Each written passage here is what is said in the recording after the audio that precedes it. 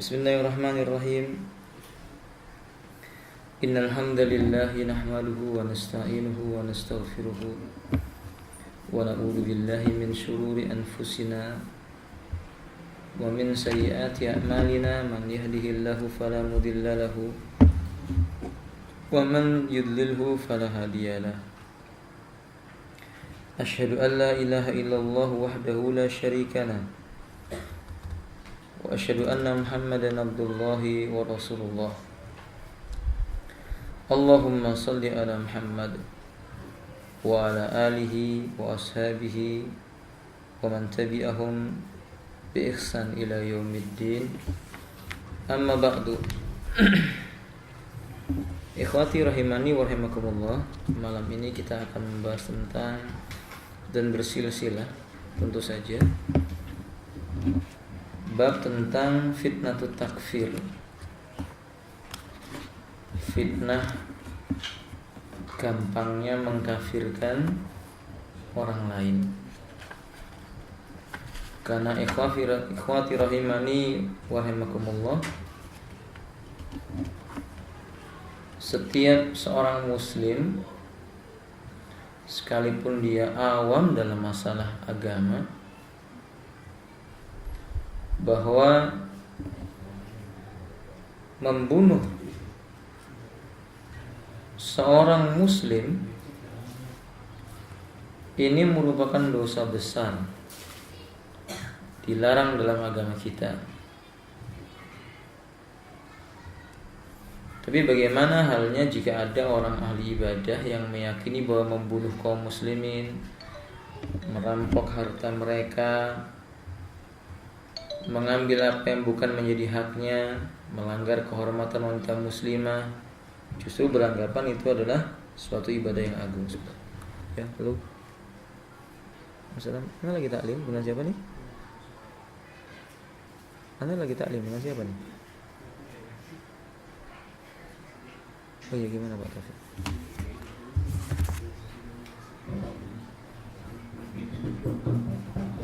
Kapan Pak?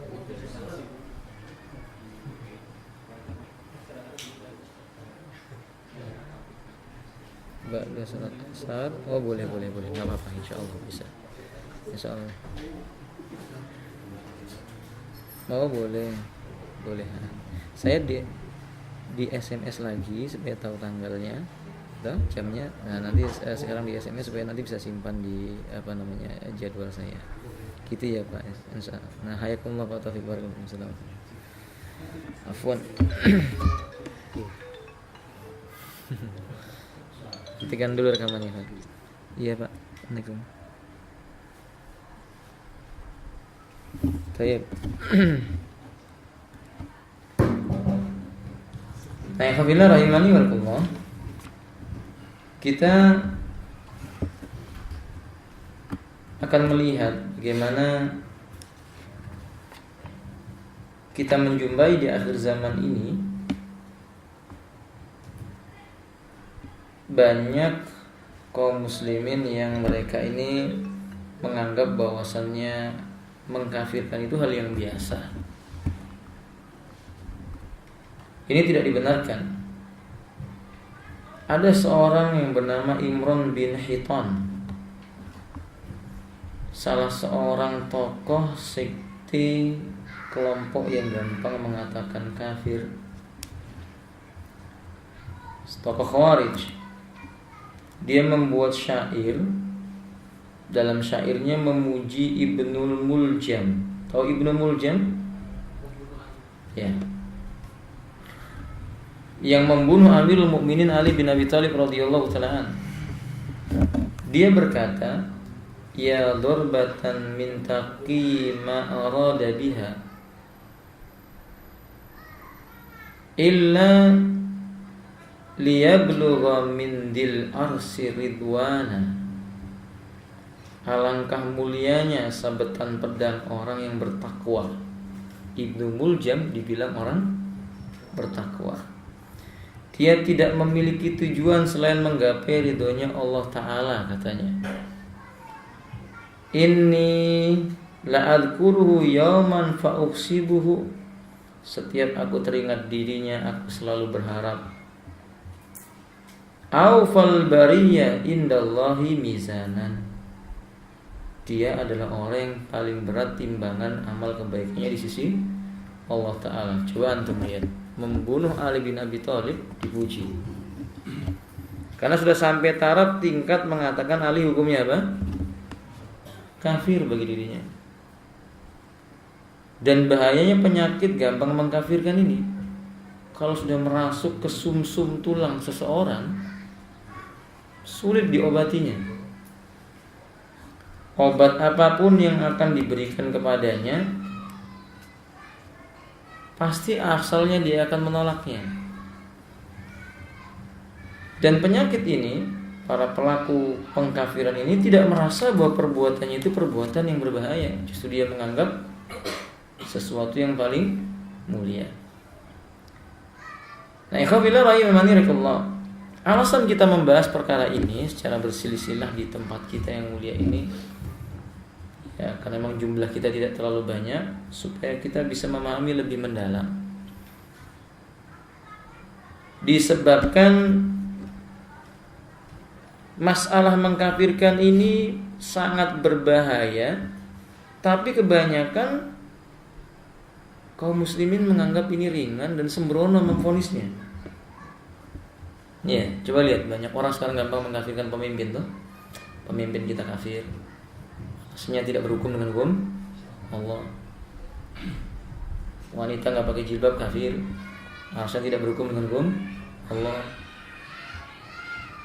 Seorang lelaki yang sudah tua renta, yang dia baru belajar agama, akan tetapi ketika dia melarang anaknya datang ke pengajian, langsung dikatakan kafir. Gampang banget. Pokoknya sekarang ini gampang. Nggak sesuai dengan kelompoknya, kafir. Nggak ada baiat, kafir. Apa sekarang yang nggak ada pos-pos kekafirannya? Semuanya hampir dijadikan pos untuk mengkafirkan. Alasan kedua, kafir mengkafirkan ini pusat kerusakan, merusak ukhuwah kaum muslimin, menggelisahkan hati orang-orang yang beriman, dan mereka tidak akan tenang hidupnya. Padahal kan keimanan itu mendatangkan apa? Ketenangan. Tapi masalah kafir mengkafirkan ini membuat orang yang hamil mungkin bisa lahir seketika itu juga, gara-gara dengar apa? Kalau dia nggak, keluarganya dikafirkan, ya keluarganya apa? Mengkafirkan. Jadi pos kerusakan itu banyak sekali terjadinya. Bukankah kerusakan yang muncul di zaman para sahabat ketika, maksudnya penyebab perpecahan terjadi di antara para sahabat itu adalah apa? Masalah kafir mengkafirkan ini, dari kelompok yang disebut dengan apa? Haruri atau Khawarij. Dan kita ingin menjelaskan alasan yang ketiga, alasannya untuk menjelaskan bagaimana sih manhaj yang benar mensikapi fitnah kayak begini ini. Apa kita ikut-ikutan mengkafirkan atau diam saja atau menganggap ini hal yang biasa saja? Alasan yang keempat, dalam rangka membela para ulama Ahlus Sunnah wal Jamaah. Karena banyak di antara mereka menisbatkan diri kepada Ahlus Sunnah, tapi yang dibabat adalah pendapat-pendapat Ahlus Sunnah. Dia kecilkan, dia remehkan, dia anggap Ahlus Sunnah yang berpendapat demikian itu murji'ah. Tahu murji'ah? Kalau ada ulama Ahlus Sunnah tidak mau mengkafirkan Umar, dia katakan murji'ah. Murji'ah itu kelompok yang mengatakan iman itu stagnan, tidak bertambah, tidak berkurang. Perbuatan maksiat tidak mempengaruhi kesempurnaan iman. Padahal Ahlus Sunnah meyakini iman itu yazidu yanqus. Yazidu bi ta'ah wa yanqusu bil maksiyah. Bertambah, berkurang, tambahnya karena sebab ketaatan kepada Allah, berkurangnya karena sebab maksiat. Nah, mari kita jelaskan poin yang pertama. Bab pertama, ikhwafillah, definisi kufur dan macam-macam kekafiran. Kufur dan macam-macamnya. Kufur lughatan secara bahasa Arab itu artinya menyembunyikan, al-kitmanu au yastaru, menyembunyikan dan menutupi. itu maknanya kufur. Kenapa disebut kufur itu menyembunyikan atau menutupi? Karena pelaku kekufuran itu telah menutupi kebenaran, menutupi nikmat Allah dengan cara enggan mengikuti ajakan Allah dan Rasulnya. Dia tahu kebenaran ditutupi. Tapi menurut istilah agama, kufur maknanya lawan dari iman. Diddul iman al-kufru. Lawan daripada keimanan adalah kekafiran. Inilah Syekh Abdurrahman As-Sa'di rahimahullah ta'ala berkata, ta'riful kufri, definisi kufur yang bisa mencakup macam-macam bentuk serta jenis-jenisnya adalah kufur itu artinya adalah al-inkar, pengingkaran ala ma jaa'a anin Nabi sallallahu alaihi wasallam, terhadap segala apapun yang dibawa oleh Rasulullah sallallahu alaihi wasallam, baik secara keseluruhan maupun sebagian. Jadi kufur itu, kata Syekh Abdurrahman As-Sa'di, sikap mengingkari sesuatu yang diturunkan kepada Nabi atau yang dibawa oleh Nabi, semuanya maupun sebagiannya. Maka itu disebut dengan kufur. Terdapat dalam kitab Al-Irsyad ila Ma'rifati Ahkam, halaman 203 sampai 204. Setelah kita mengetahui definisi kufur itu, kita lihat macam-macam kekufuran. Ahlus sunnah meyakini al-kufru naw'ani. Kufur itu ada dua macam. Bukan tidak beralasan dikatakan dua, karena memang ada dalil-dalil yang menyebutkannya. Yang pertama dinamakan kufrun asghar, kufur yang kecil, yakni allati la yukhriju fa'iluhu anil Islam, anil millah. Ketika kekufuran ini terjadi pada seseorang, pelakunya tidak dikeluarkan dari Islam. Kufrin nikmah, misalnya kufur terhadap nikmat. Seperti yang disebutkan oleh Allah di dalam Al-Qur'anul Karim, Allah Subhanahu wa taala berfirman, "Daraballahu masalan qaryatan kanat aminatan." Dan Allah taala, surat An-Nahl ini ya, An-Nahl ayat yang ke-112. Dan Allah telah membuat sebuah perumpamaan.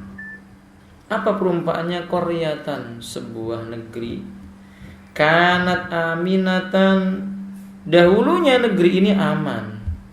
Mutmainnatan, selain itu negerinya tentram. Ya'tiha rizquha, rezekinya itu Allah limpahkan datang kepadanya ragadan min kulli makan, dari segenap penjuru tempatnya. Fakafarat bi an'umillah, akan tetapi penduduknya kemudian mengingkari nikmat-nikmatnya Allah itu.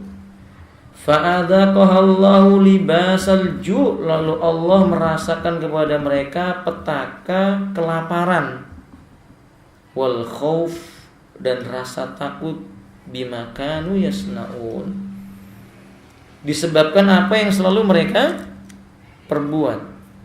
Lihat Allah mengatakan fakafarat bi an'umillah, lalu penduduknya itu mengkufuri atau mengingkari nikmat-nikmatnya Allah. Ini disebut dengan kufur asghar.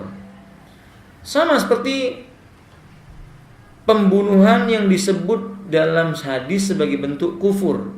Pelakunya tidak dikafirkan, maksudnya tidak dikatakan keluar dari Islam. Seperti hadis Bukhari nomor 48, Muslim nomor 230, sibabul muslim fusuqun wa qitaluhu kufrun. Mencela orang muslim itu fasik, membunuh orang muslim itu hukumnya kufur, merupakan bentuk kekufuran.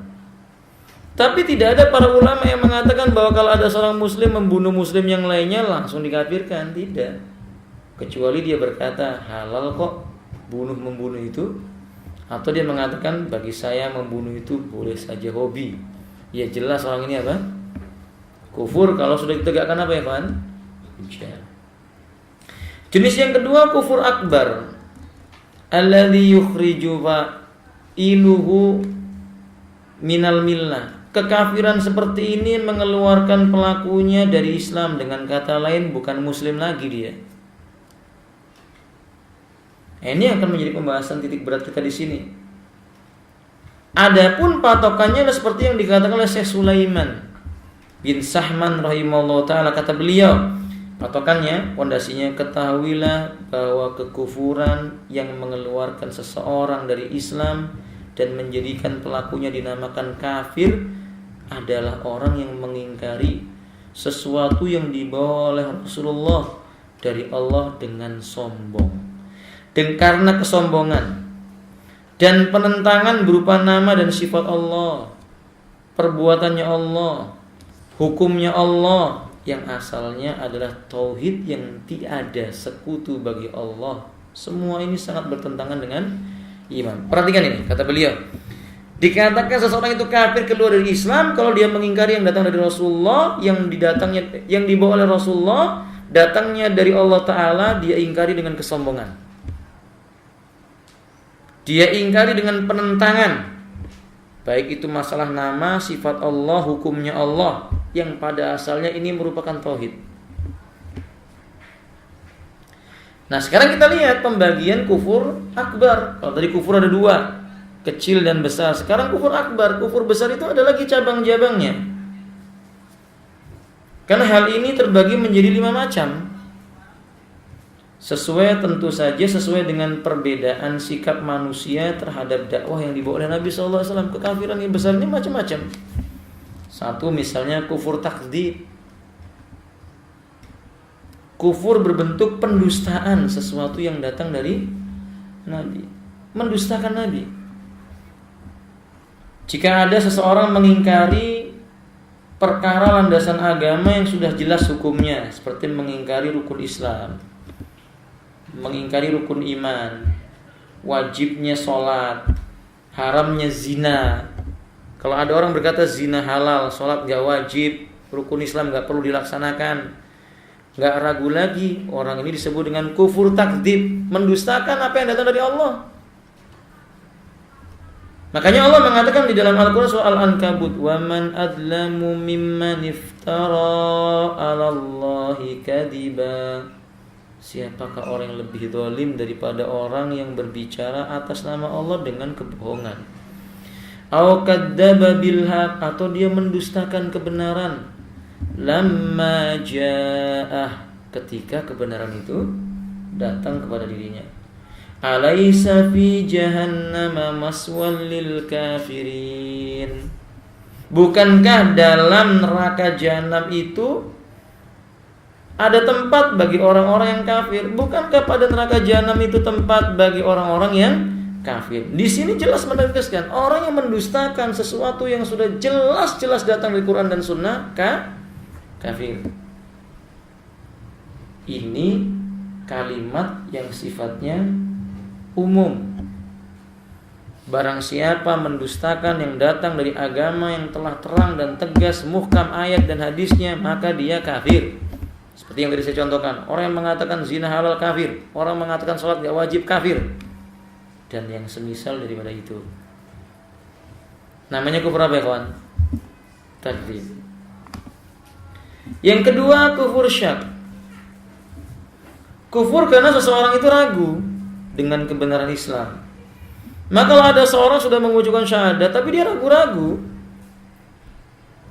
tentang landasan-landasan utama agama Islam dan landasan berupa rukun Islam dan rukun iman, atau perkara-perkara agama yang menjadi dasar-dasar agama ini tegas dari Quran maupun Sunnah, tapi dia ragu. Seperti misalnya orang yang ragu tentang kebenaran Quran. Dia ragu-ragu Quran ini benar atau enggak, ya kafir. Atau dia ragu Yahudi itu kafir atau enggak. Padahal kita tahu bahwa Allah telah mengatakan Yahudi itu orangnya hukumnya apa? Yahudi itu dihukumnya apa? Kafir.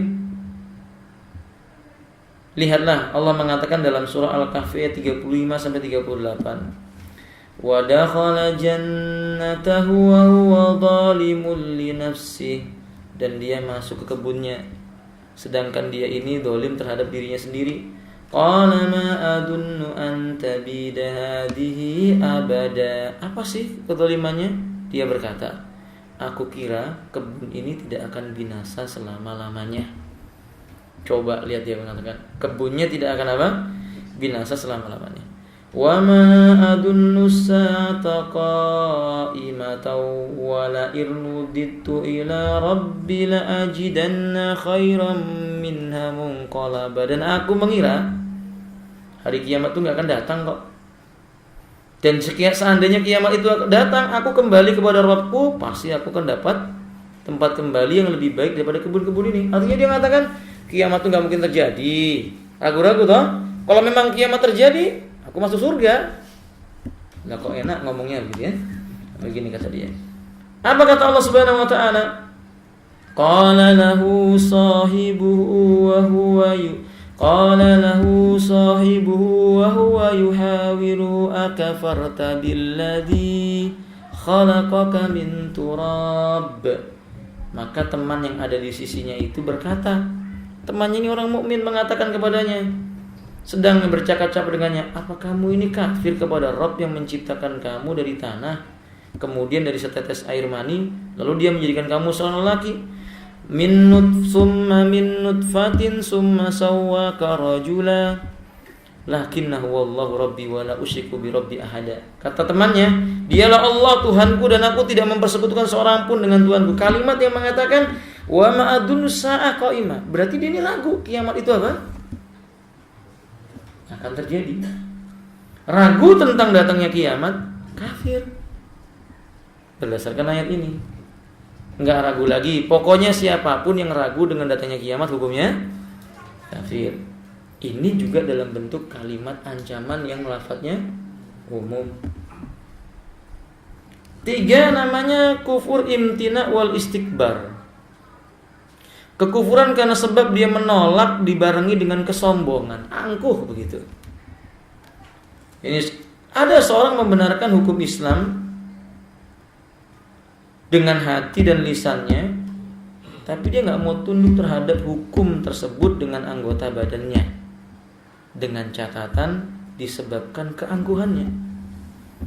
Dia katakan Islam itu benar kok, waris ini benar sebenarnya, tapi dia kan, tapi nggak cocok dengan zaman lagi. Kan sombong ini namanya, angkuh dia, menolak hukum waris itu begini. Dia tolak kebenaran itu dengan anggota badannya. Ini merupakan celaan terhadap Allah Ta'ala. Karena ketika orang itu menganggap bahwa ia gak berlaku lagi, dia tolak dengan dia mencela Allah Ta'ala. Contohnya seorang yang tidak mau sholat berjamaah. Ada orang yang tidak mau mengerjakan sholat berjamaah karena hal ini menyejajarkan antara manusia.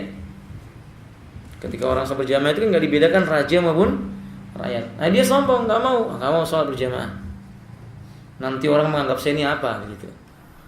Seorang tidak mau memakai pakaian ihram karena semua orang sama, nggak akan ketahuan raja ataupun rakyat. Pakaian ihram kan tidak beda.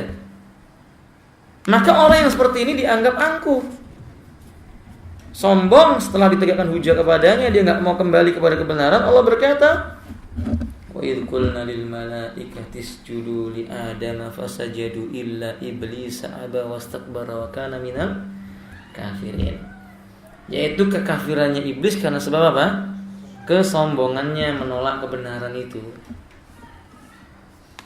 Itu juga bentuknya umum. Tetapi takyinnya kepada iblis jelas, karena iblis sudah disebut oleh Allah sebagai orang yang kafir. Iblis sudah dikatakan oleh Allah kafir. Tahu ya, Fon? Makanya kalau ada orang nggak mau mengkafirkan iblis, dia kafir. Iblis itu nggak kafir kata dia. Wah dia kafir. Wah iblis itu kafir. Ayatnya mengatakan bahwa iblis itu apa? Kafir. 4 namanya kufur i'rad. Disebabkan dia berpaling Jadi kalau ada orang seseorang meninggalkan agama dan berpaling dengan hatinya, dengan lisannya, dengan anggota badannya, atau meninggalkan dengan anggota badannya padahal lisan dan hatinya membenarkan, ini juga disebut dengan kufur i'rad. Kafir karena berpaling, masuk dalam kategori kufur apa? Akbar, kufur yang besar. Seperti misalnya orang-orang kafir yang berpaling dari agama Allah dan orang-orang yang berpaling dari seluruh hukum-hukum Islam, nggak mau memakai hukum Islam, dengan terang-terangan dia berpaling. Apa kata Allah dalam surah Al-Ahqaf? Allah mengatakan, "Ma khalaqnas samawati wal arda wa ma bainahuma illa bil haqqi wa ajalin musamma." Kami tidak menciptakan langit dan bumi dan apa yang ada di antara langit dan bumi melainkan dengan illa bil haqqi, dengan tujuan yang benar, wa ajalim musamma, dan waktu yang telah ditentukan. Walladzina kafaru amma undiru mu'dirun. Tetapi orang kafir itu orang yang ketika mereka itu diperingatkan mereka berpaling. Orang yang berpaling dari kebenaran, diingatkan tentang kebenaran, dia berpaling, hukumnya apa? Hukumnya bagaimana? Kafir. Namanya kufur i'rad, masuk dalam kategori kufur besar. Sekali lagi ini penyebutan berbentuk apa? Mutlak, umum. Kemudian yang kelima namanya kufur nifaq. Kufur karena sebab memiliki sifat apa, ya, munafik. Apa itu munafik? Menampakkan keimanan padahal hatinya enggak ingin beriman, benci. Dzalika bi annahum amanu tsumma kafaru fatubi'a ala qulubihim fahum la yafqahun. Kata Allah dalam soal munafikin yang demikian itu karena mereka sesungguhnya mereka telah karena yang demikian itu adalah karena bahwa sesungguhnya mereka beriman kemudian menjadi kafir lagi, lalu hati mereka dikunci mati. Karena itu mereka tidak dapat mengerti. Maksudnya di sana adalah dia munafik. Munafik itu di sisi Allah hukumnya kafir. Ada memang beberapa jenis kekufuran lainnya yang disebutkan oleh sebagian ulama, tapi ini mencukupkan untuk mewakili penyebutan jenis-jenis apa? Kufur besar. Nah, sekarang saya mau jelaskan kepada antum apa bedanya kufur besar dengan kufur kecil. Maka pertama, kufur yang besar itu menjadikan pelakunya keluar dari Islam. Semua amal perbuatannya batal, gak diterima oleh Allah. Kalau kufur kecil, pelakunya tidak dikeluarkan dari Islam, tidak membatalkan amal perbuatannya, tetapi memiliki konsekuensi dengan sebab dosanya itu imannya berkurang, terancam dengan siksa di yaumil qiyamah. 2. Kufur besar menjadikan pelakunya itu tidak bisa masuk surga. Berarti di mana tinggalnya? Neraka selama-lamanya. Sedangkan kufur yang kecil tidak menjadikan pelakunya kekal di neraka, masih memungkinkan diampuni oleh Allah lalu dimasukkan ke dalam surga. Yang ketiga, orang yang melakukan kekafiran yang besar, darahnya menjadi halal. Demikian pula hartanya. Makanya Anda lihat ketika ada orang mengkafirkan orang lain, maka darahnya dianggap apa? Halal. Jadi antum jangan heran kalau ada orang ngebom di mana? Di hotel-hotel itu, antum jangan heran karena yang dianggap di hotel itu sudah kafir semua. Darahnya dianggap apa? Halal sama mereka. Maka antum jangan heran kalau ada pak polisi di pinggir jalan yang beberapa bulan yang lalu ditembaki orangnya. Ada berita begitu toh? Di Solo polisi ditembak, lagi ngatur lalu lintas ditembak, lagi duduk di pos lagi ditembak. Karena menurut mereka sudah apa? Sudah kafir menurut mereka. Darahnya dianggap halal.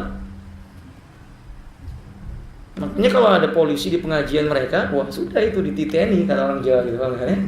Dikitanya wah nanti bahwa ada kesempatan waktu dibunuh. Begitu mereka menganggap kafir. Nanti Anda akan jumpai bedanya dengan pengajian Ahlus Sunnah. Ahlus Sunnah enggak begitu. Nah, kalau kufur kecil, mereka tidak halal darahnya. Hartanya juga tidak boleh diambil. Perbedaan yang keempat, kufur besar ini menjadikan adanya permusuhan yang nyata antara pelakunya dan kaum mukminin. Sedangkan kufur kecil ini maka masih punya hak mendapatkan kecintaannya kaum muslimin, tentu sebatas ketaatannya kepada Allah Subhanahu wa taala. Faham sekarang ini, Pak? Definisi kufur dibagi menjadi 2, kufur besar dibagi menjadi 5, lalu bedanya antara kafir besar dengan kafir yang kecil. Dari sini kita mengetahui betapa bahayanya kalau orang salah memahami masalah kafir mengkafirkan. Di antara bentuk bahayanya saja ya Anda akan jumpai darah orang dianggap halal, kehormatan wanita dianggap halal, hartanya dianggap apa? Halal, musuh dianggap terang-terangan. Pokoknya hidupnya nggak tenang. Begitu kondisi ketika seseorang itu salah memahami makna kafir mengkafirkan. Dan musibah ini sudah sampai di negeri kita. Bukan hanya Indonesia, Balikpapan. Bukan hanya Balikpapan, lebih kecil daripada itu. Ini mana namanya nih, Kon? Karangjati. Misalnya begitu. Sudah ada seperti ini. Nah, kemudian perlu diketahui, yang perlu dicatat, kufur itu bisa sebabnya kata-kata, bisa sebabnya tingkah laku atau perbuatan, dan juga bisa karena sebab keyakinan. Tentang keyakinan, seperti keyakinan adanya sekutu bagi Allah.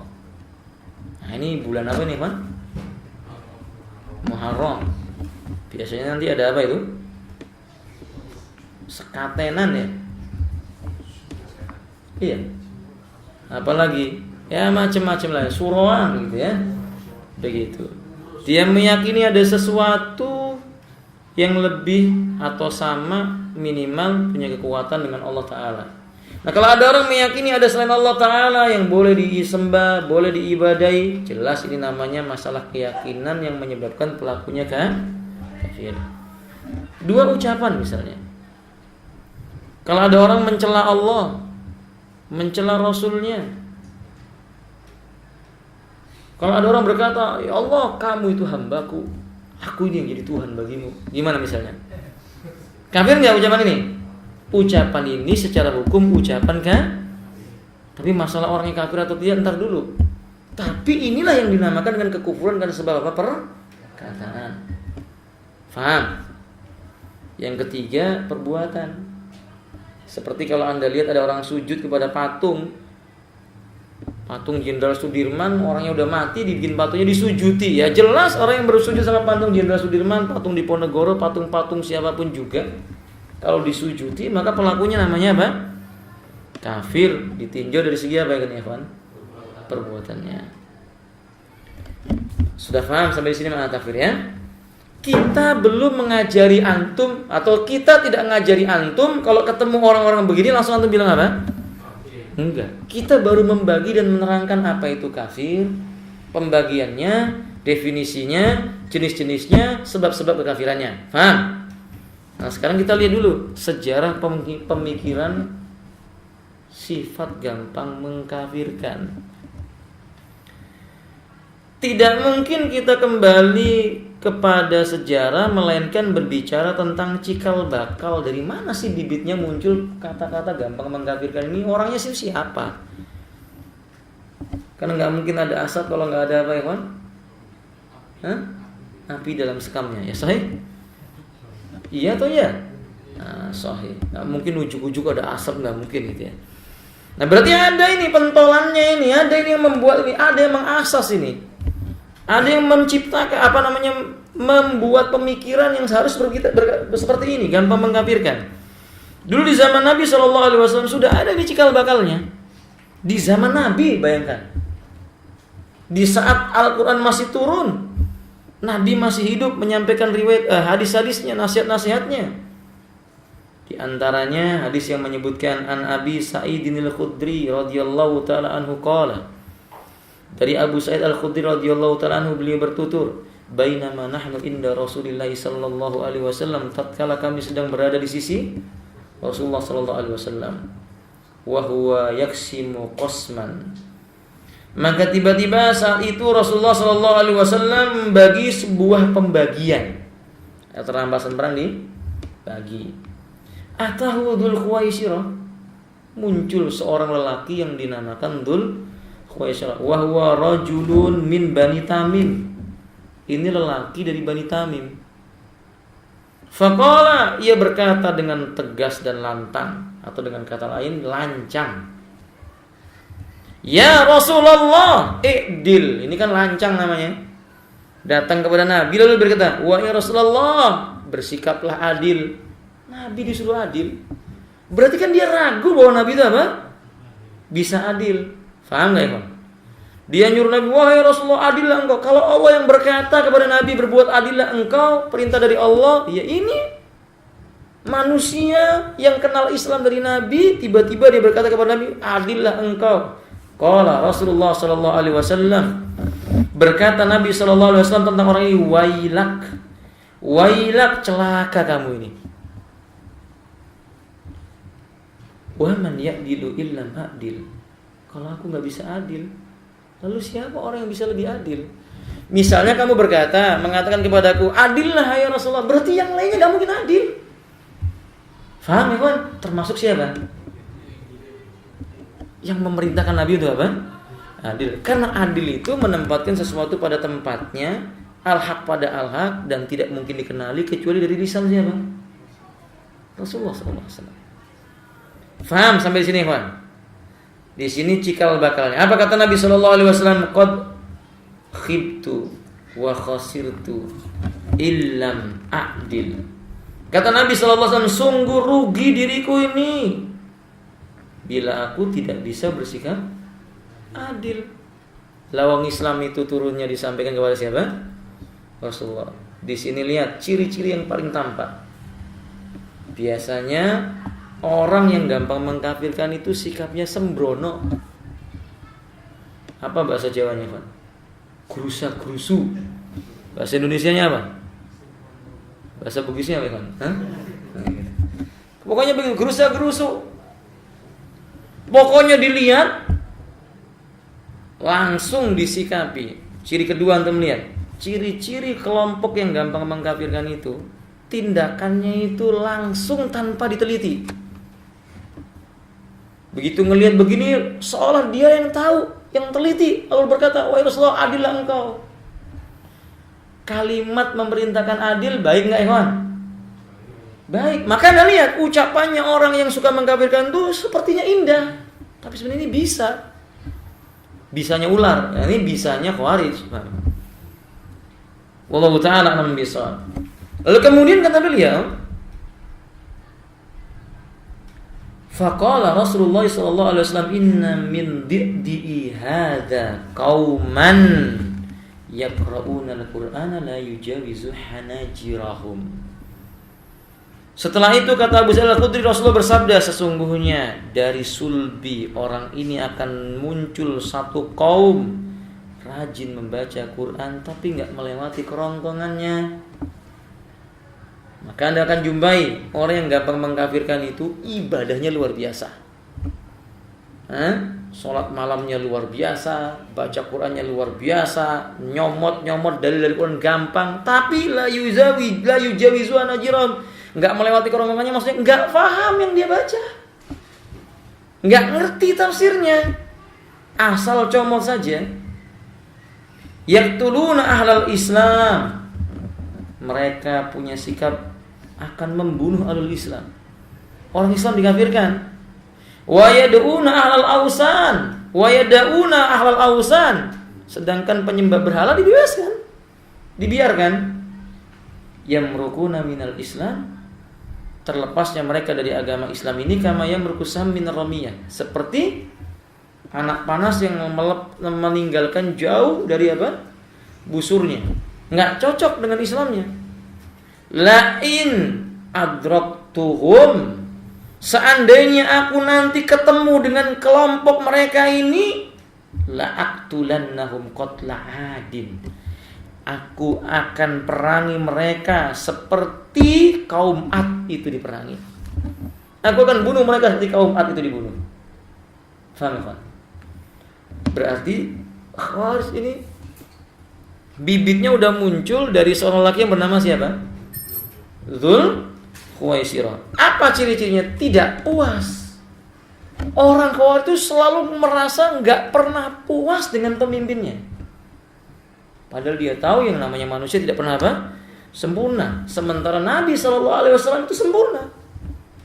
Lah kalau Nabi aja dibegitukan, maka Anda jangan heran. Belakangan selain Nabi dianggap apa? Seperti ayam potong, disembelih di mana-mana, gampang sama mereka. Nabi aja dikatakan begitu. Itu sejak zaman Nabi udah muncul, nggak pernah puas. Sampai sekarang Anda lihat, Khawarij itu nggak pernah puas sama pemimpin. Sejarah Khawarij itu selalu berdarah. Sama dengan sejarahnya siapa? Syiah. Ini dua mata pedang bolak-balik mirip, nggak ada bedanya. Paham ya kawan? Jadi kalau antum tahu pedang bermata dua ini Khawarij sama siapa? Jadi Syiah satu sisi yang lainnya siapa? Si Khawarij. Paham? Antum nggak ada yang merasa tuh? Antum ada yang merasa nggak? Karena saya pernah menyampaikan materi ini, ternyata yang merasa marah-marah, pulang, sudah ketemu di jalan, tanya kenapa ya akhi, pulang, Ustadz, togut, wah Ustadznya langsung dibilang togut, gua ampang banget ya. Terus saya belum jelaskan apa-apa, berarti dia merasa seperti ini kan gitu ya. Kita baru menjelaskan ini, gitu. Belum menuduh orang. Oh, ternyata dia merasa. Allahu Akbar ketika itu. Nah, khawabillah rahimani, kemudian kita katakanlah Mas Ali. Berarti pemikiran takfir tanpa dalil muncul pada sejarah umat ini pada waktu yang cukup awal-awal Islam. Masih dini sekali. Itu belum memberontak. Mulai terjadi pemberontakan di zaman siapa ya kawan? Khalifah siapa ya kawan? Utsman. Darah Utsman dialirkan. Juga mereka memberontak dengan terang-terangan terhadap Khalifah siapa? Ali bin Abi Thalib. Mengkafirkan Ali bin Abi Thalib. Ali bin Abi Thalib dikafirkan. Coba Anda lihat. Menantunya Nabi.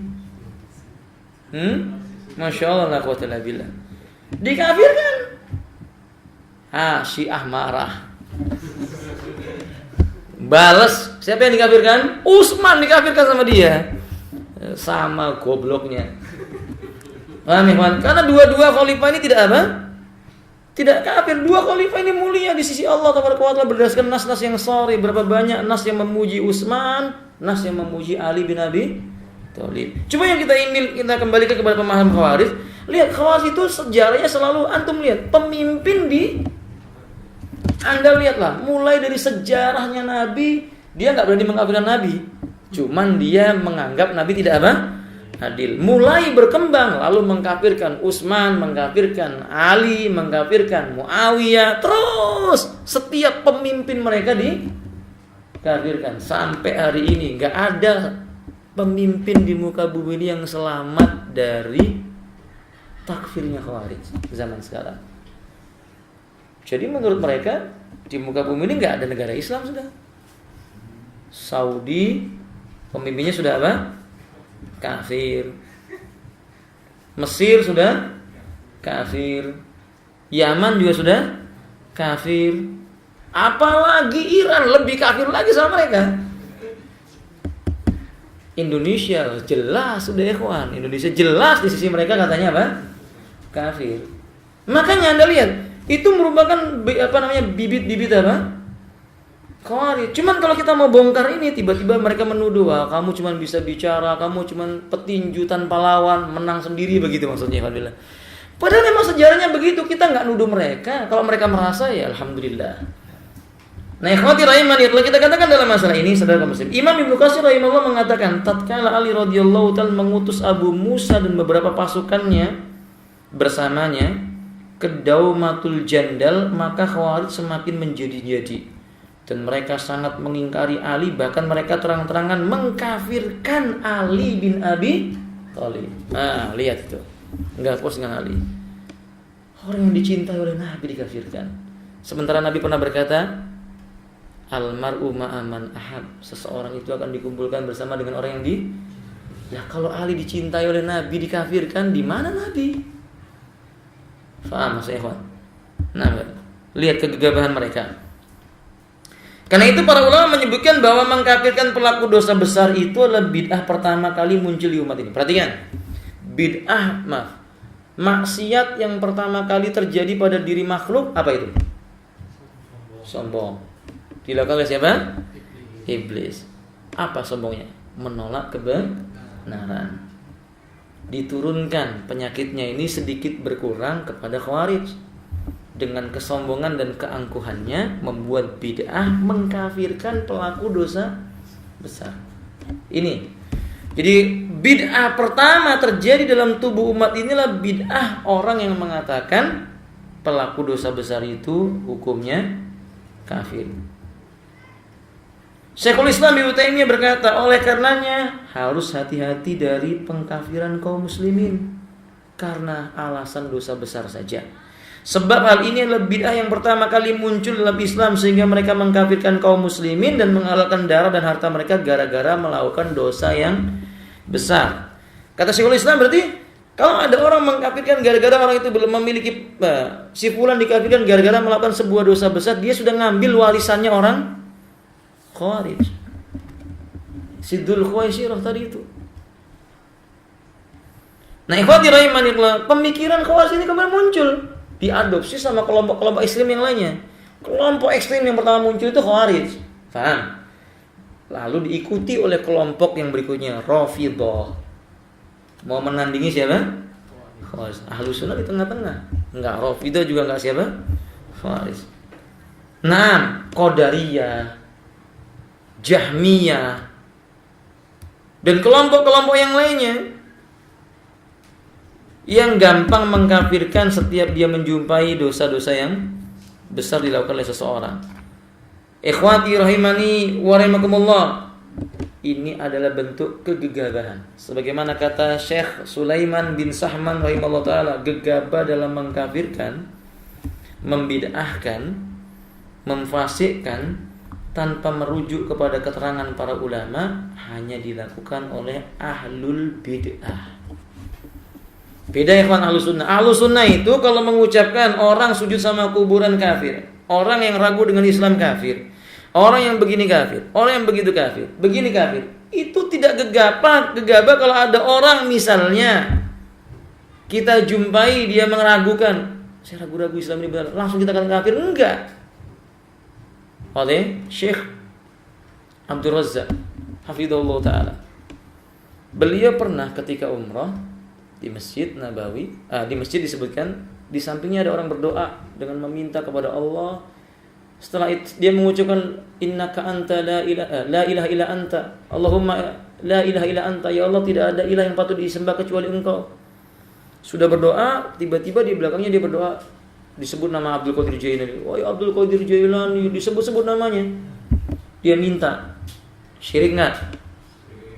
Apa yang dilakukan oleh Syekh Abdul Razzaq? Apa beliau langsung berkata, kamu sudah kafir? Enggak. Beliau datang menasihati saudaraku, akulah saudaramu seiman, seislam. Bukankah engkau tadi mengucapkan kalimat la ilaha illallah? Tahukah kamu artinya? Lalu mengapa engkau meminta kepada selain Allah? Orang itu pun berterima kasih. Paham? Berarti tidak ada ulama kita yang terus kemudian memvonis gampang dengan kalimat apa? Tapi itu hanya kegegabahan. Kita nggak akan jumpai sesuatu kelompok, orang per orang, kelompok per kelompok, jamaah per jamaah, ketika mereka gegabah mengkafirkan orang lain selain dirinya atau yang dia yakini telah dianggap kafir tanpa merujuk bagaimana ulama apakah mengkafirkan ataukah tidak. Kalau Ahlus Sunnah nggak begitu. Ahlus Sunnah kalau melihat ada orang melakukan sebuah begini begitu, dia tanya dulu kepada ulama, pantas nggak ini dikafirkan atau tidak. Nanti akan datang penjelasannya insya Allah tabaraka wa taala. Dan pemikiran tentang takfir ini laris manis di zaman kita. Karena di zaman kita, di negeri kita banyak orang sakit hati. Sulit melampiaskannya kecuali dengan cara ini. Iya, ikhwan. Coba Anda lihat pemerintah masa orde apa? Orde baru membuat peraturan siapa itu namanya. Pokoknya anak-anaknya komunis enggak boleh kerja di pemerintahan. Gimana enggak sakit hati, ya, ikhwan? Iya. Pokoknya begini anak-anaknya orang yang memberontak N11 atau apa namanya? NII, wah, anaknya ini nggak boleh kerja di sini kena C berapa, begitulah namanya. Gimana nggak sakit hati? Akhirnya apabila rahimani Allah, tidak ada cara lain kecuali dengan mengatakan apa? Kafir. Lalu dicari-cari kesalahan-kesalahannya. Yang benar kesalahannya itu ada, tetapi masalah mengkafirkannya terlalu dini. Ikhwati rahimani wa rahimakumullah. Dan itu bukan hanya di Indonesia, di Saudi begitu. Berapa banyak orang-orang yang mereka gelarnya doktor. Gampang mengatakan bahwa Raja Suud itu sudah apa? Raja Fahad sudah apa? Murtad dari Islam. Kenapa? Oh, dia pakai kalung apa? Salib. Katanya begitu. Langsung kontan kafir. Enggak tedeng aling-aling. Dikafirkan. Syekh bin Baz dikafirkan juga. Karena dekat sama siapa? Kerajaan katanya. Berarti ulama Saudi nggak ada yang selamat semuanya. Dia saja ulamanya kalau begitu. Begitu keadaan orang-orang yang suka mengkafirkan itu.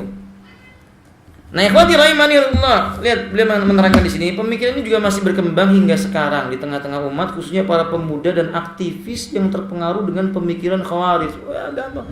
Cirinya gampang. Pokoknya kalau antum melihat ada orang sedikit-dikit pemerintah kafir, sedikit-dikit pemerintah kafir, yang dituju pemerintah, terus dia nggak pernah melihat di sekelilingnya.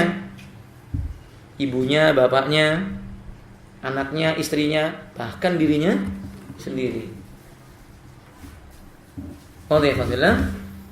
Lihat di dalam sebuah riwayat yang sahih, Nabi berkata, an Ibnu Umar radhiyallahu ta'ala anhu qala sami'tu Rasulullah sallallahu alaihi wasallam yaqul yansa nas'un yaqra'una al-Qur'ana la yujawizu taraqihim kullama kharaja farqun quti'a hatta yakhruja fi a'radihim ad-dajjal.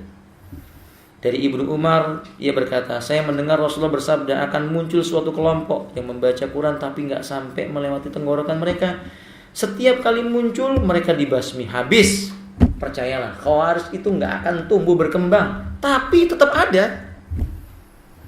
Dibasmi muncul lagi, dibasmi muncul lagi, sampai nanti keluar pada pasukan mereka dan Dajjal. Berarti Khawarij terus akan ada sampai hari kiamat. Pemikirannya makin terus ada. Maka kalau ada orang mengatakan sekarang nggak ada neo Khawarij, salah. Justru sekarang banyak neo Khawarij. Neo Khawarij itu artinya Khawarij gaya baru. Kalau dulu Khawarij gaya lama, dulu ya terang-terangan dia mengatakan Ali itu apa? Kafir. Ya kalau sekarang ya dengan kiasan-kiasan tapi maknanya apa? Mengkafirkan. Serupa dan sama. Wallahu a'lam bishawab. Hadis di atas sangat gamblang dengan jelas menerangkan Khawarij selalu apa?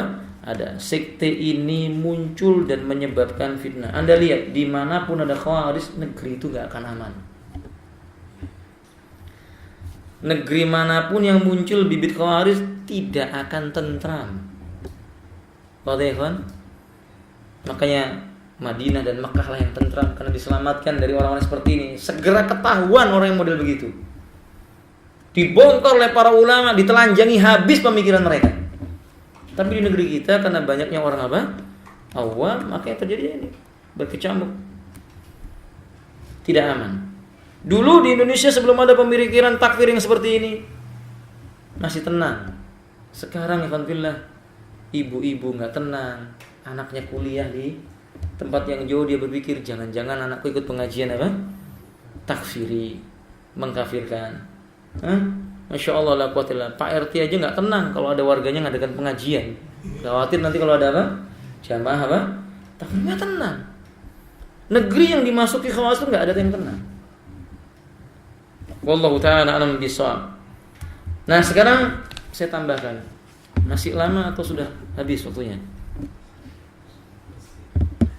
Ya kawan, dilanjutkan apa dicukupkan? Dilanjutkan ya Pak Rahmat ya. Pak Rahmat tapi sudah ngantuk. Sohibul Baiti sudah ngantuk, ini gimana ini? Saya tambahkan satu bab lagi, nanti kita lanjutkan pada pertemuan berikutnya. Nah ini sekarang klasifikasi sikap manusia dalam menyikapi takfir. Kita harus mengklasifikasikan sikap kita terhadap menyikapi masalah mengkafirkan ini. Syariat Islam ini dibangun di atas sikap yang pertengahan, enggak melampaui batas tapi juga tidak meremehkan. Sebagaimana ditegaskan oleh para ulama, ahlul fikih, ahlul usul, karena Allah berfirman, wa kadzalika ja'alnakum ummatan wasata. Demikian itu kami telah menjadikan kalian umat yang bersikap pertengahan, litakunu syuhada 'alan nas, agar kalian menjadi saksi atas sekalian manusia. Wa yakunu rasulu 'alaikum syahida, dan rasul menjadi saksi atas segenap kalian. Maksudnya, yakni Allah jadikan kalian umat di tengah-tengah antara sikap berlebih-lebihan dan meremeh-remehkan, antara kelompok umat yang suka bersikap hulu dan jaf, ifrat dan tafrid. Nabi kita berkata, ayuhan nas, hai manusia, iyyakum wal ghuluwi fid din. Hati-hati kalian itu dalam masalah melampaui batas di dalam beragama. Fa inna ma halaka man kana qablakum al-ghulu fid din, karena orang yang datang sebelum kalian itu binasa disebabkan ghulu dalam urusan agama. Kata Ali bin Abi Thalib radhiyallahu ta'ala, sebaik-baik manusia adalah golongan yang berada di tengah-tengah. Orang yang berlebihan akan kembali kepada mereka, dan orang yang meremehkan juga akan pergi kepada mereka. Maksudnya orang hulu atau jaf gak akan menang. Kerugiannya menimpa diri mereka sendiri. Berjalanlah di tengah-tengah. Berjalanlah dari orang yang khawarij yang mengatakan pelaku dosa besar itu kafir, dan di antara orang-orang yang mengatakan pelaku dosa besar itu tetap mukmin, Murji'ah. Golongan yang mengkafirkan pelaku dosa besar namanya Murji'ah. Khawarij. Sedangkan Murji'ah adalah golongan yang menganggap pelaku dosa besar imannya enggak kurang sedikit pun. Ahlus sunnah bagaimana? Ahlus sunnah gimana?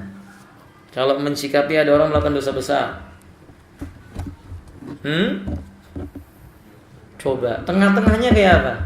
Kalau Khawarij kan mengatakan ada orang membunuh kafir, orang berbuat zina kafir. Sementara Murji'ah berkata orang mukmin itu walaupun berzina, walaupun dia itu mencuri, walaupun dia membunuh, tetap imannya sempurna, nggak kurang. Murji'ah. Nah, Muslim Ahlus sunnah gimana? Tidak kafir, tidak kafir. Imannya gimana imannya?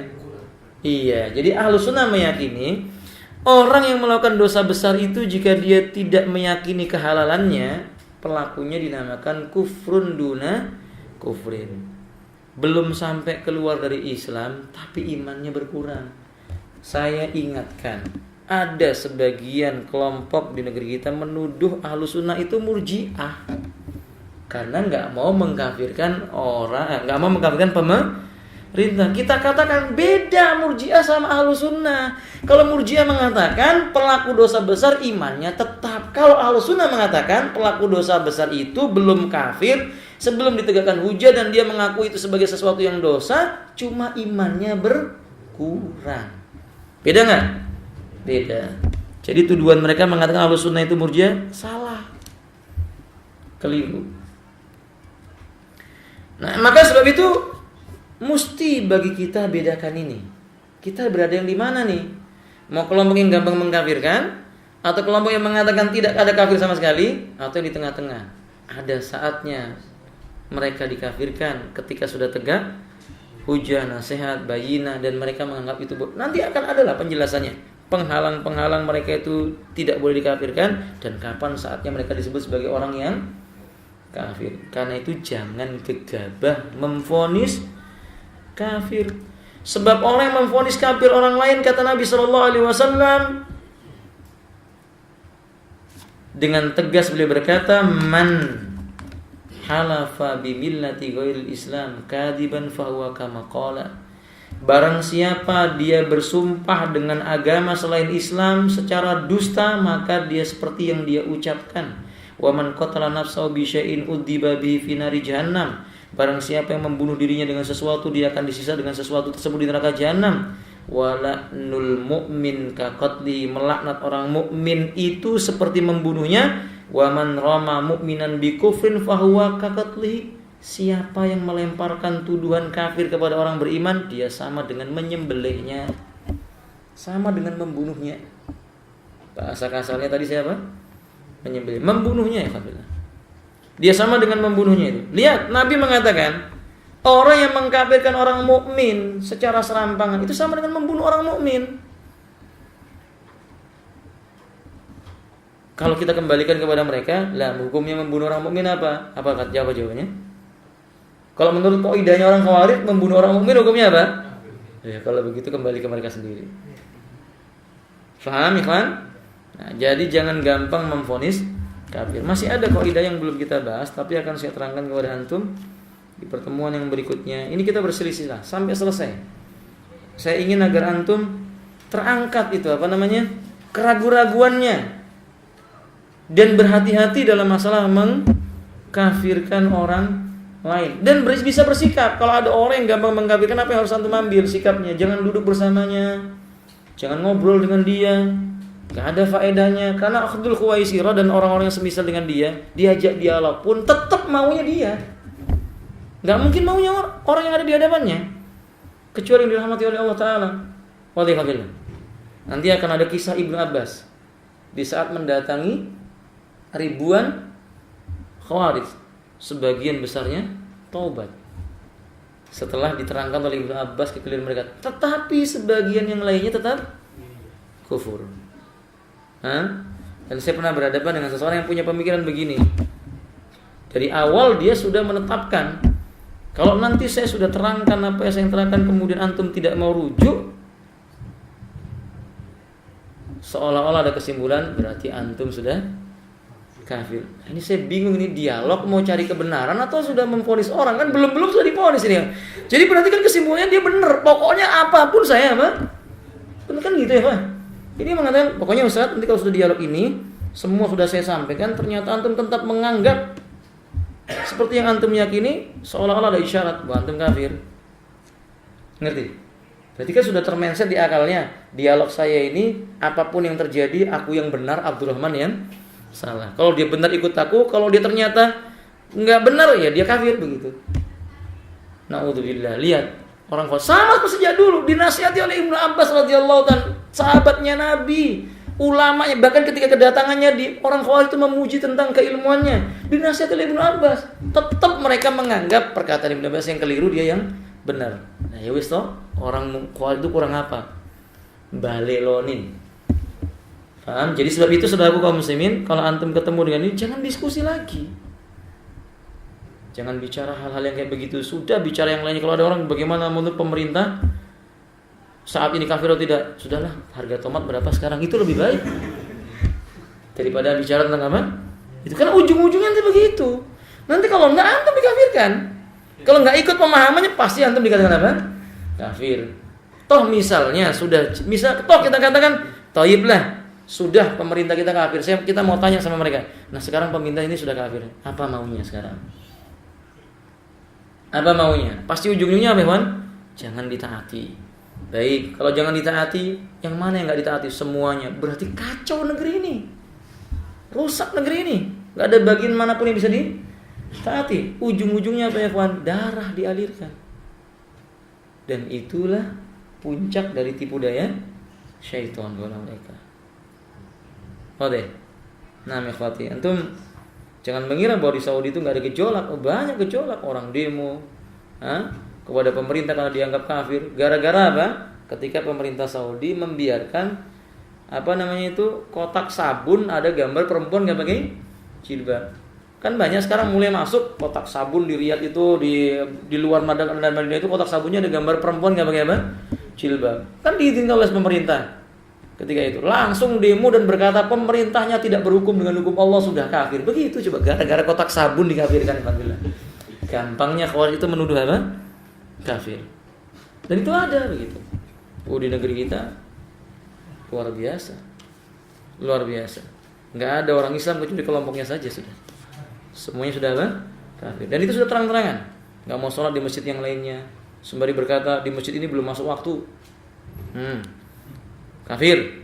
Oke? Kemudian tidak mau sholat di tempat kaumnya, karena dia menganggap bahwa kaumnya tidak memahami hukum Islam. Hukumnya hukum apa? Tauhid.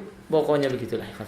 Nanti kita akan bongkar beberapa syubhat mereka di pertemuan berikutnya, insya Allah. Sampai di sini. Semoga bermanfaat. Wallahu taala alam bishawab. Ya, kita tanya jawab bab yang berbeda boleh. Silakan.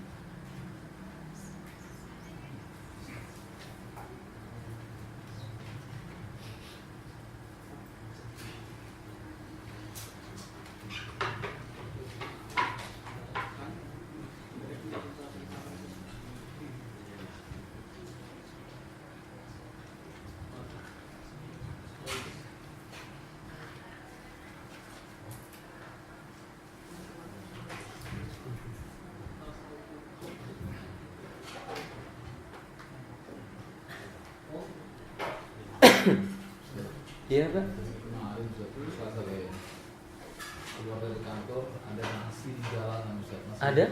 Nasi bungkus. Nasi bungkus. Nasi bakar. Katanya ada yang bawa pakai tas jatuh. Iya. Saya ambil, saya bawa ke kantor ke sini. Terus saya bagi di kantor. Iya.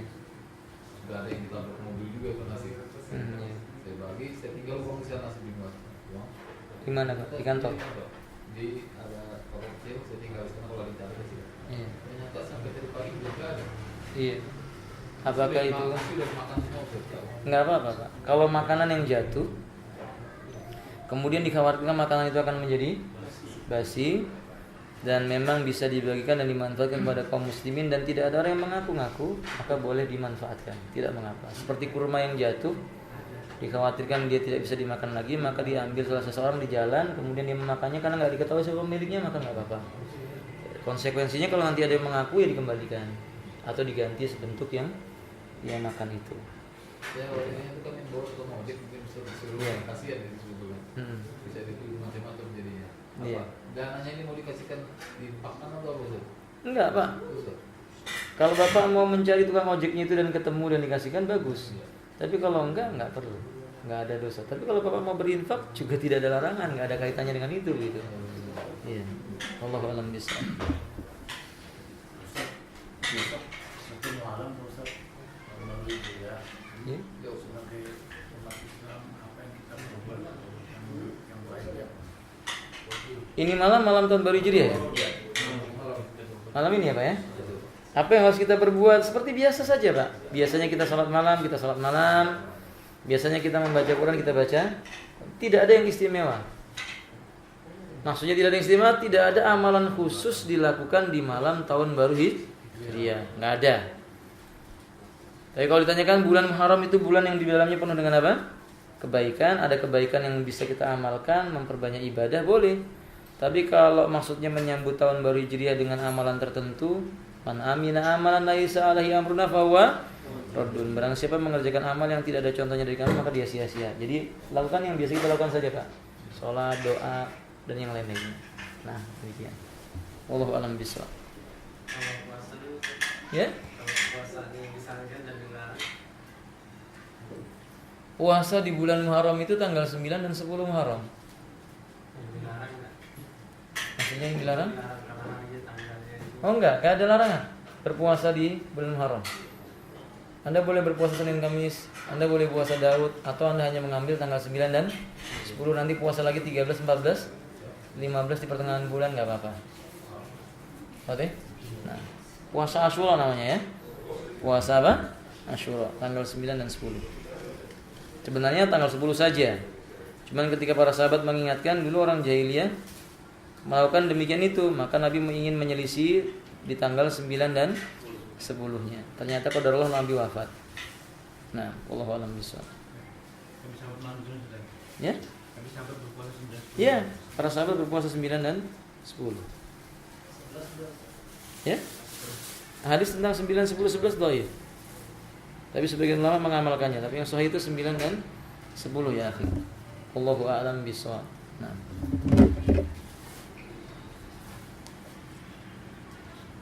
Ada yang lainnya? Tadi yang tadi kan nerangkan tadi.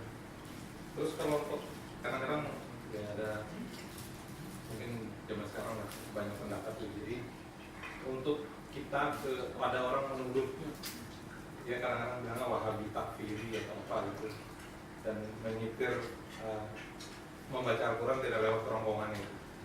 Sedang kita lihat orang yang disebut macam itu orang yang apa ya, secara seperti kalau nggak salah pas Imam Masjidil Haram disebut semacam itu. Nah orang yang menyebut itu kita ke dia seperti apa? Terhadap orang yang menuduh kafir itu, Iya. ya kita nasihati. Nah ini biasanya tokoh kita cuma Ya. baca artikel aja kan, cuma Apa kita mengatakan bahwa dia ini ya orang yang benci dengan ulama gitu? ya Ya, kita katakan dia orang yang jahil, tidak mengenal Imam Sudais misalnya, tidak mengenal Imam Hudaisi. Nah, jadi kita berikan kepadanya nasihat kalau kita ketemu, kalau tidak tulisan-tulisannya jangan dibaca karena nggak ada faedahnya yang bisa membawa kepada peningkatan iman kita, nggak ada. Dan memang banyak orang menuduh Wahabi takfiri. Setahu saya Wahabi itu nggak takfiri. ya maksudnya karena apa kelihatannya dari sananya pun ilmu mengenalnya itu pun kurang katanya gitu. Oh iya, berarti orang Jadi dicabur gitu, cuma kan dia nyebut tokoh gitu kan. Iya, di iya. Imam Sudais itu. iya. Ini tuduhan yang serampangan. Alhamdulillah sepengetahuan saya Sudais tidak mengkafirkan orang per orang. Tidak mudah mengkafirkan orang. Iya. Wallahu a'lam.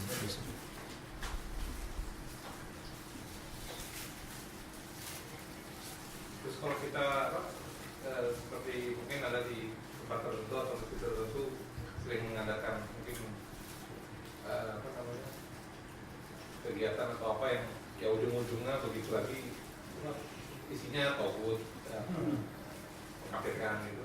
Jangan duduk di majelisnya. Bukan masalah sholatnya di situ atau bersosialisasi dengan orang-orangnya itu. Jangan. Nabi sudah mengatakan hum kilabun, orang khawarij ya. Kalau yang sudah terbukti benar-benar pemikirannya apa? Khawarij. Nabi mengatakan khawarij itu kilabun nar. Kilabnya api neraka. Kilab itu punya satu penyakit. Yang penyakitnya itu menularnya mematikan, namanya rabies. Nah, rabiesnya khawarij itu menular pemikiran. Kalau orang itu duduk dengan khawarij sehari 2 hari, dia tidak punya ilmu untuk menangkalnya, dia bisa terpengaruh dengannya. Nah, seluruh para ulama memperingatkan kalau sudah terbukti ya, memang terbukti benar-benar dia punya pemikiran khawarij, kita nggak punya hujah untuk menegakkan kepada dirinya karena kadang orang khawarij itu pandai bicara, tinggalkan. Jangan pedulikan tuduhan dikatakan begini, jangan pedulikan. Oke, begitu. Wallahu a'lam bishawab. Ini tidak menjustis orang per orang, tapi saya katakan kepada Anda, kalau Anda jumpai ada orang yang gampang mengkafirkan, mengatakan togut dan semisalnya, sementara antum tidak punya hujah untuk menasihatinya, di antara para ulama justru tidak mengatakan mereka-mereka ini togut, ulama saja nggak mengkafirkannya, sementara kita ini orang awam, jangan ikut-ikutan, nanti kita salah vonis. Begitu maksudnya. Nah, ya kita belajar yang lainnya. Sholat bagaimana? Kalau ada masjid yang lainnya. Tapi kalau seandainya tidak ada masjid kecuali di situ, selesai sholat pulang. Kelas, jangan duduk bersama mereka. Allahu a'lam bishawab.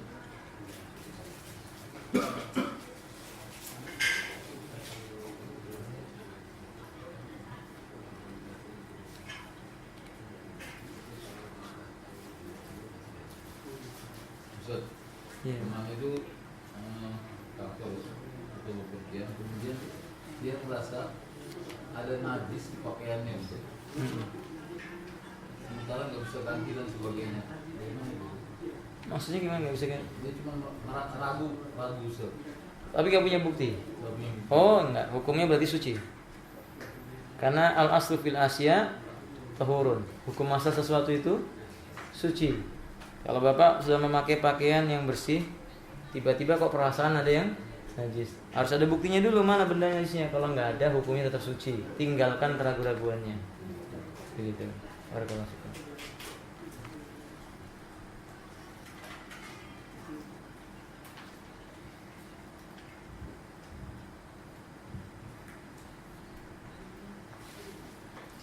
Kelas? Baik, kalau tidak ada sampai di sini. Semoga Allah Subhanahu wa taala memberikan kepada kita kefakihan dalam beragama. Semoga Allah menyelamatkan kita dari fitnah Khawarij dan orang-orang Murji'ah. Dan semoga Allah Subhanahu wa taala menjadikan kaum muslimin dalam satu barisan kembali kepada manhaj yang hak. Akhiru da'wana alhamdulillahirabbil alamin wa subhanakallahumma bihamdika asyhadu an la ilaha illa anta astaghfiruka wa atubu ilaik. Assalamualaikum warahmatullahi wabarakatuh.